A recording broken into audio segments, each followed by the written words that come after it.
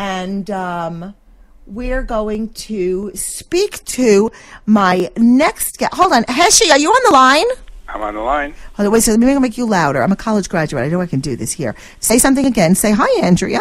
Hi, Andrea. Oh, that's good. That's good. I can't hear you too well, though. Oh, that's okay. That's what they say. But it doesn't really matter. I can hear you. The audience can hear you. And they keep sending me notes that they're hearing you loud and clear. Okay? Okay, that's good. All right. So the first thing we're going to say is... Hey, oh, how you doing? Oh, I guess we had a little bit from friends dropping in. Heshie, we met, what was it, a week ago? Yeah. It was a week ago. And I was doing a freelance job at a local hotel, and I was kind of tired, and I waved a cab that looked like every other cab in the city, correct?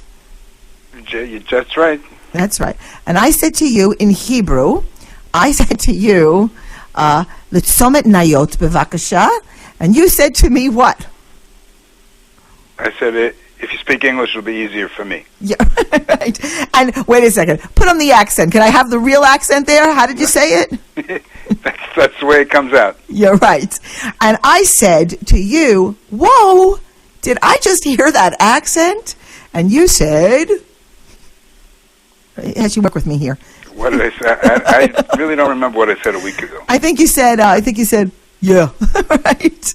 And I said, where are you from? And you said, please. Brooklyn. Yeah, Brooklyn. Okay, so we got to get past the one. So he said he's from Brooklyn. I hopped into the cab, and then I asked you if you were the only Brooklyn cab driver around, and you said that you thought so. So the question remains, Heshie, the cab driver, do you think you're the only Brooklyn cabbie in town? I've really never checked it out. I don't know. Well, when you get back to the, what do they call like where the cab drivers hang out, or the taxi stand? What's it called? It got a name, right? It's called an amud. Right, the amud. Well, the taxi stand, the guys. So when you get there, are any of the other fellows American? No. What do they think about you? They accept me quite well.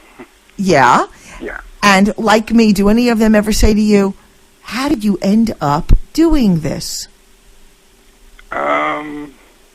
No.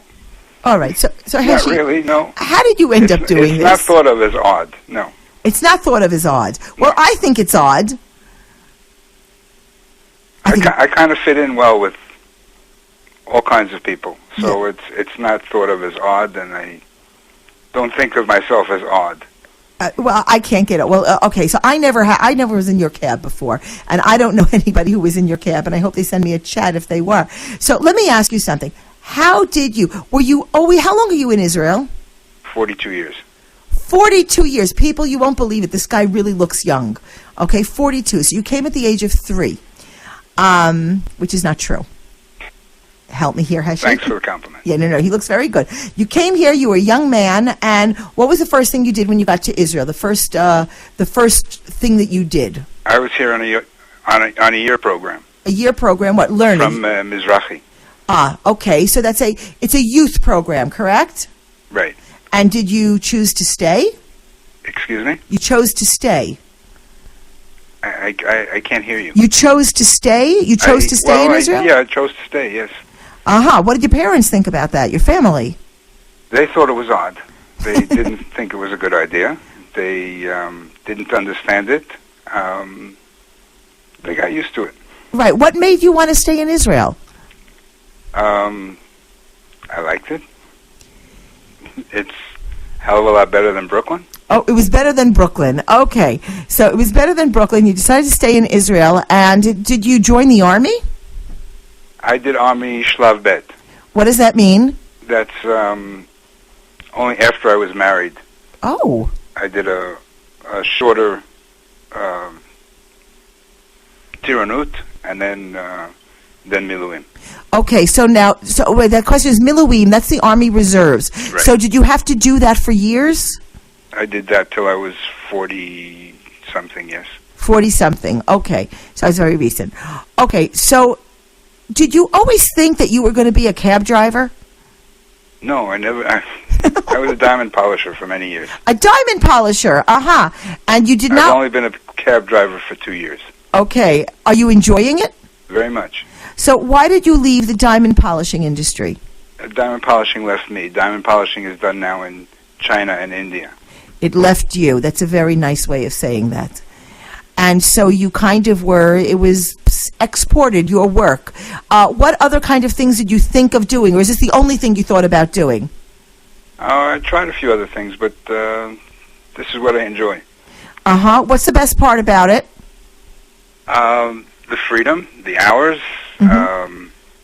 meeting a lot of interesting people. Right.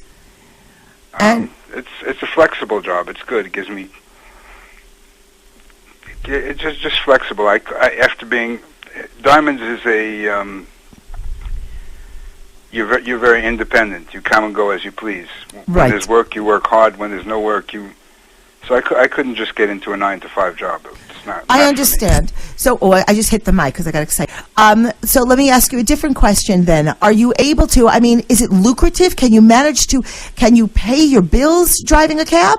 Do you have to put in extra hours? You can pay your bills, yes. All right.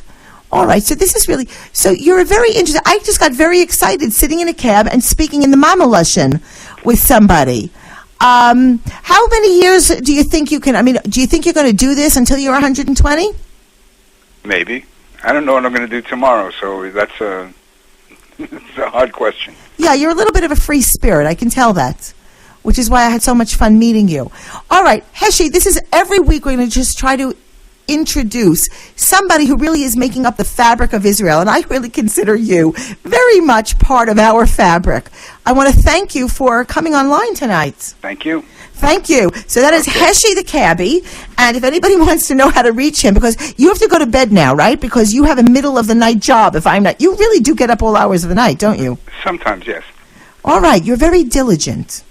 All right, if anybody wants to know how to reach a diligent cabbie called Heshie, I'm not going to give out his number over the line. Write to me, Andrea, at rustymikeradio.com. I'm going to put you directly in touch with him, and you could work out the hours, you could work out the money, you could do the whole thing yourself, and say you heard him on Gimme a Break, okay? Okay, thank you, Andrea. Thank you, Heshie, and Shabbat Shalom. Shabbat Shalom.